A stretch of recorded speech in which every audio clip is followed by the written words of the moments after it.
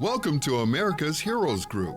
And welcome back to America's Heroes Group, our roundtable. This time, we are globally connected with Military Families Matters with our partner, family caregiver Keisha L. Jackson. Today, it's Saturday, December 3rd, 2022. December is AIDS Awareness and National Human Rights Month. You just heard our host, Kelley, at the break.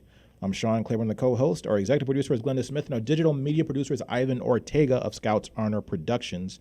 And we have our partner, Keisha L. Jackson. She's a U.S. Air Force veteran and family caregiver. And we want to talk about certain things that are important to caregivers. We do this every once in a while. How you doing, Keisha? I am doing great, Sean. How are you? Pretty good, pretty good. So how was your holiday?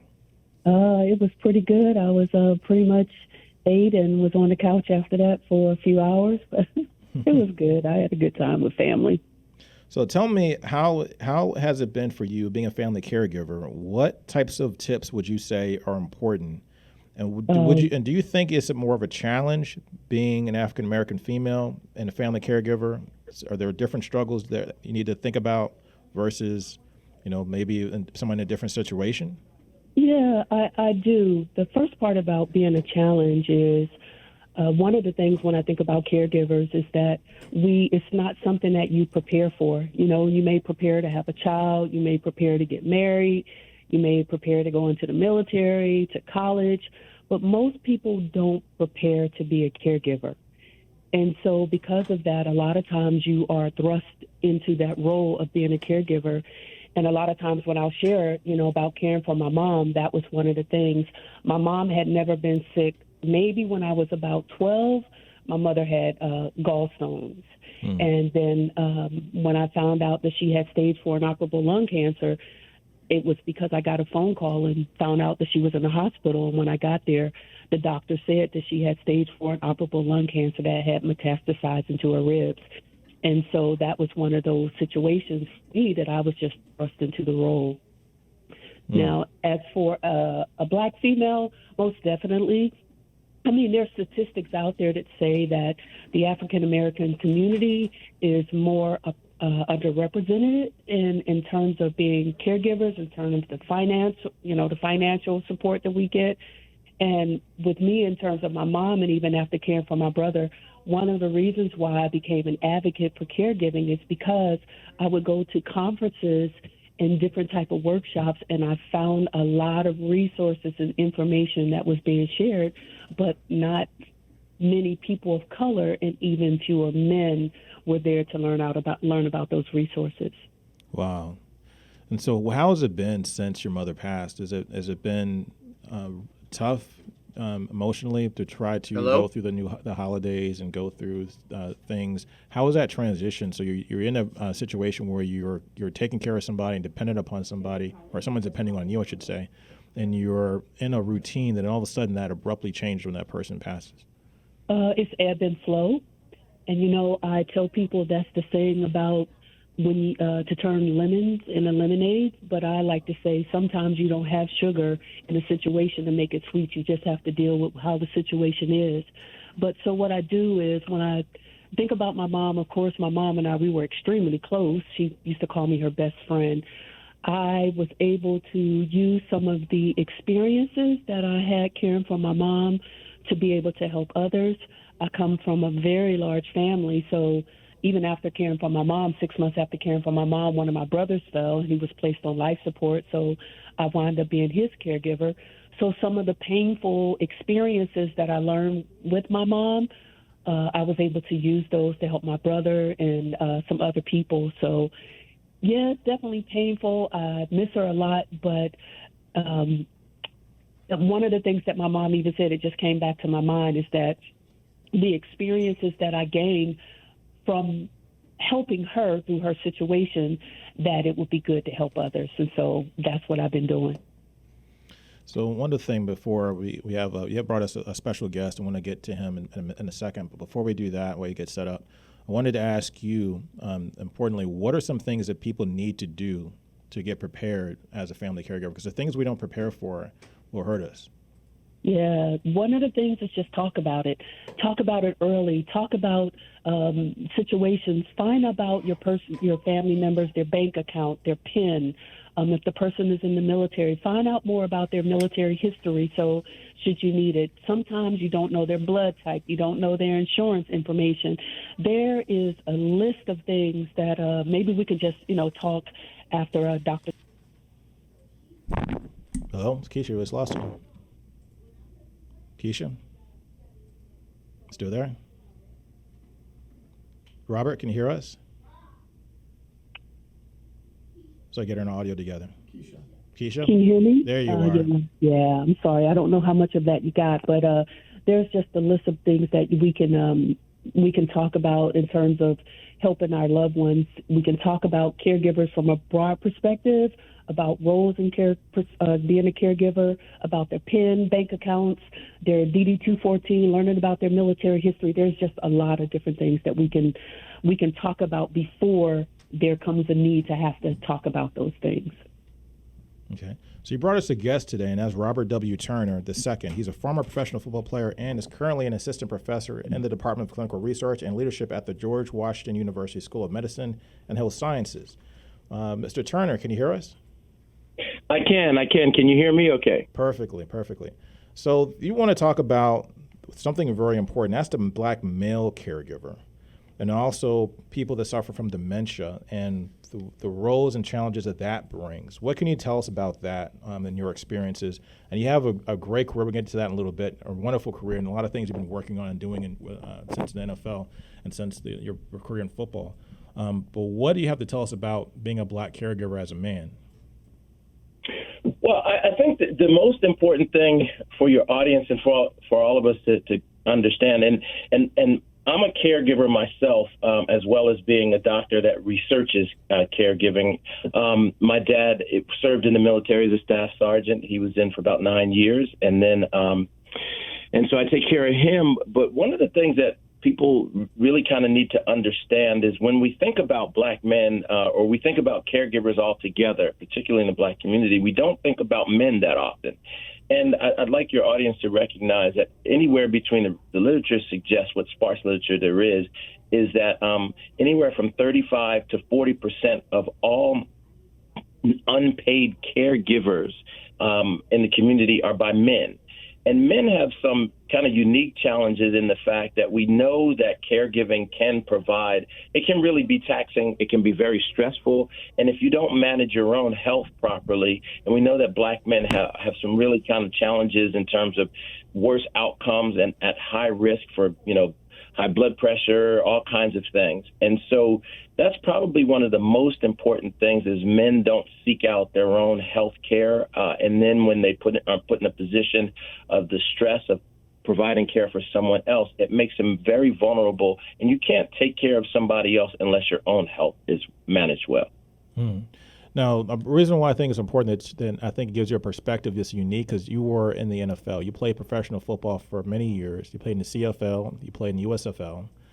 You're also a Chicago Bear, which is important to us here in Chicago. So. Well, I have to say, I wasn't a Bear. I was a 49er, so that was a little bit of a difference there. But yeah, I can't claim to be a Chicago. So we got to clean up your Wikipedia page because they have you down as a Chicago Bear for about 2 weeks. Oh, is that right? Yeah. Well, then I didn't even. You know what? I didn't even know I had a Wikipedia page. Yeah, so there you go. Yeah, they have you down with the Jets, and they also have you down with I think it was I don't know another team, but yeah, they don't have San Francisco down there at all. So, okay, so I got to take back the Bear. Your audience doesn't get upset with me. So you're not a proud Bear, unfortunately, but it is what it is. So now, but the reason why I think that's important as far as what we're talking about on a more serious note, you guys have gone through tremendous trauma on your bodies, and a career in professional football can put you into situations where you suffer as you get older if you don't have medical attention, or and you may require a caregiver. So your perspective on health and well-being is very unique because you probably have seen a lot of your comrades and people that you used to work with in professional football going through health challenges now. So that being said, can you tell us a little bit from your perspective, what are some of the important things people need to know when you're caring for somebody, and how important it is to really put this in the forefront to really prepare yourself for the possibility that you might have to take care of somebody in your family who suffers from dementia or just needs a caregiver, particularly as a Black man? Sure. I think the biggest issue for men is being their willingness to ask for help. That's kind of the biggest thing, 'cause especially as football players, right? And we want to think about other people who, where you have very physical jobs, police officers, the military, football, sports.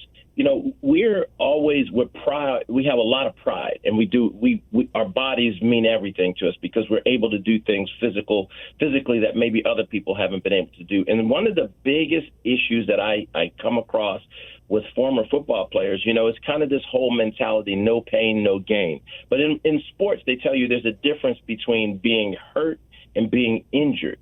You have to you can play through when you're hurt. You gotta suck it up and play through that. But when you're injured, you can't play.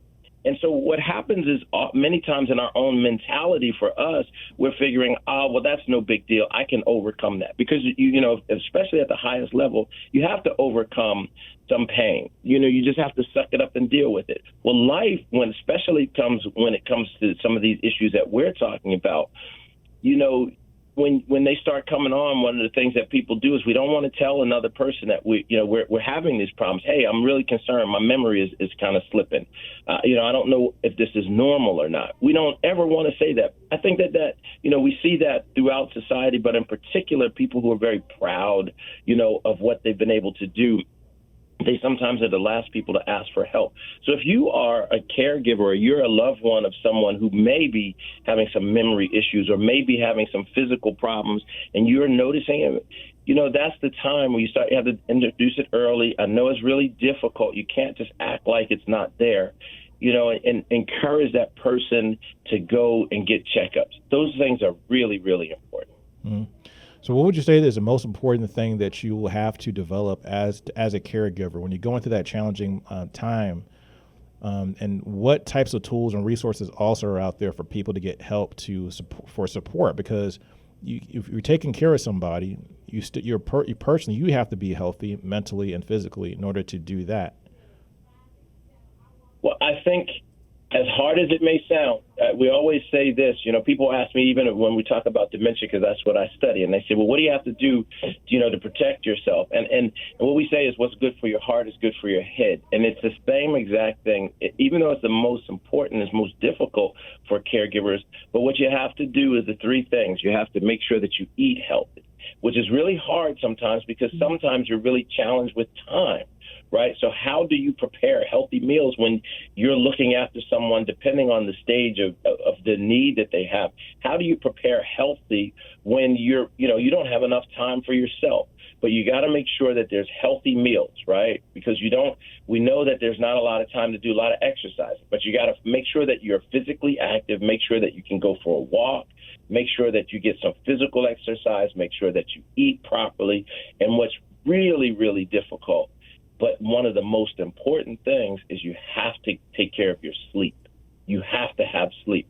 Because one of the things people don't recognize that when it comes to dementia, one of the biggest risks for dementia is not sleeping well, having very poor sleep and having sleep apnea.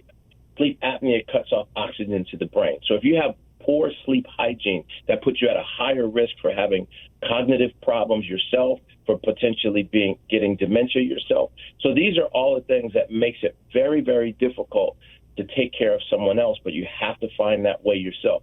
So I would just say this, I would reach out to the Alzheimer's Association, reach out to maybe your town that you live in, that they may have an aging adult program. They may have health, Department of Health. Find out what the local resources are available for you. Maybe they have programs that will provide healthy meals, deliver healthy, fruits and vegetables to your house. Find out where can you get support as you support someone else to make that job a little bit easier. So your churches, I'm sorry, go ahead. I want to add on to that. Reaching out to your local area agency on aging is very, very important very early. I had someone on the show maybe about a year or so ago whose mother had early dementia, and at the time she felt she was financially okay to be able to take care of her mom, and so she didn't sign up. When she went to sign up about 4 years later, when her finances got a little bit thin, She was like number 23,000 on the list. Wow. And then I think it took her another 4 years before she got to the top of the list. And so that's one of the things, go ahead and do things early as a part of that prepare planning earlier. Even if you think you don't need it, at least learn what's out there so that it could be a potential resource for you at a later time. Now, can one of you speak on the use of insurance and also the financial part of taking care of somebody? Because it can be a big, like Keisha just touched on, a big financial burden as well to take care of somebody going through dementia. Well, I'll just say real quick, and then I'll turn it over to the other guests. But one of the most important things that I have found, and I do a lot of caregiver studies, even in my own home, all these kinds of things, is, when you're in the middle of a crisis, and this is why planning early, like your guest just said, is so important. When you're in the middle of the crisis, something happened in my family. My mom was really sick, and then, of course, my dad had caregiving needs as well. And it was stressful trying to get people involved with all of the things that needed to be done immediately. And one of my mentors, Dr. Robert Stern, who's a neuropsychologist, said to me, "You're in the middle of a crisis right now. It's really difficult to manage these things." And what was so crazy is that I didn't even know that I was in a crisis. I thought crisis was like when you're in a car accident and you immediately have to, go to the hospital or something. You get that call in the middle of the night. I didn't realize it was a crisis. And so we had a really difficult time in my house trying to figure out, what do we do? So when you talk about managing finances or knowing what financial resources are out there, one of the greatest things that I have seen is a resource is AARP. They have professionals that are available to you. You don't even have to be a member, that can help you with a checklist to, just to go down the list. Have you done this? Have you considered this? Have you reached out here? Those things early enough will, you want to get on top of those much earlier than when you're in the middle of that crisis and then trying to figure out what resources may or may not be available. And you may not even know what resources you need at that point. So identifying that early is really important. And Keisha, what can you add to that? Yeah, definitely. I always tell people with the VA, check with the VA, check your benefits and the different things like that. And that's why I was mentioned early on, if you become a caregiver, you may not even know about your parents' military history or your spouse's or something like that. So you want to find out about that information because there are resources out there that are available. I know when I was found out about my mom was getting assistance from the government, and she was actually discharged from the hospital because she didn't have the proper insurance to take care of her until she got a certain age. And so it is so important to make sure that you try to find those things and the different things that can assist you very, very early on. No, I have to reiterate that because, that's really important when we talk about, touched on the idea of insurance. My mother, when she had her stroke and I was taking care of her, one of the things that was very, very helpful was the fact that we had records to her insurance information, long-term care, Medicare, all those different things, so we could get her into the hospital quickly without any kind of interruptions and get her great care. She ended up about maybe a month or so in the nursing home to get rehabilitation. And so making sure we had the resource, we didn't have the finances in place, that would not have been possible. This wouldn't have been possible at all. So I think it's really important for listeners to understand that don't wait till the last minute to think about these things, the cost, the care, as Mr. Turner, he talked about, and then also making sure that you have just a plan in place in order to deal with these things. Because the statistics show that this can happen to most families as we're an aging population. As we're getting older and we're living longer, many of us will find ourselves in that situation. And if you have the foresight, maybe it's not a bad idea to think about it for yourself and who's going to take care of you if you're in that situation. Can I just jump in on piggyback on this, because I think this is really important, and I think the best way to maybe illustrate what we're talking about is a real situation. I have a very good friend who played for the Detroit Lions for years. I won't mention his name, but he has a situation now where he doesn't live in Detroit any longer. His sister is in Detroit. His mom and dad are in Detroit. And so both his parents are having some issues. And so now they're having to be primary caregivers. My friend, he knows that his dad was in the military. But he and I grew up in that generation where our parents never taught us anything. It was always children are to be seen and not heard. So we don't very much know about our parents in, personal life. He knows his dad was in the military, but he doesn't know how long he was in the military, has no idea about those records, doesn't know what benefits that he has, coming to him, or doesn't know what benefits he's actually even taking care of, doesn't know anything about that. So he asked me, well, what do I do? So I first told him, you got to get the copy of the DD-214, right? You also have to then find out what if any, benefits are available to him. Is he getting retirement benefits? Is he getting any health benefits that are available to him? Because who knows, his disability benefits, are they available? Then we have to talk about what kind of housing benefits he may be, eligible for. My friend said to me, hey, can you give me a list? I don't even know where to start. I said, does your dad have a primary care physician in the military? He didn't know. So these are all the things that we're talking about that need to be done very early. And unfortunately, our parents sometimes don't tell us about these things, but we are going to have to now, as we get into that caregiving role and we're taking care of our parents, we're going to have to know what these things are. That is Robert W. Turner II, former professional football player and currently assistant professor in the Department of Clinical Research and Leadership at George Washington University School of Medicine and Health Science.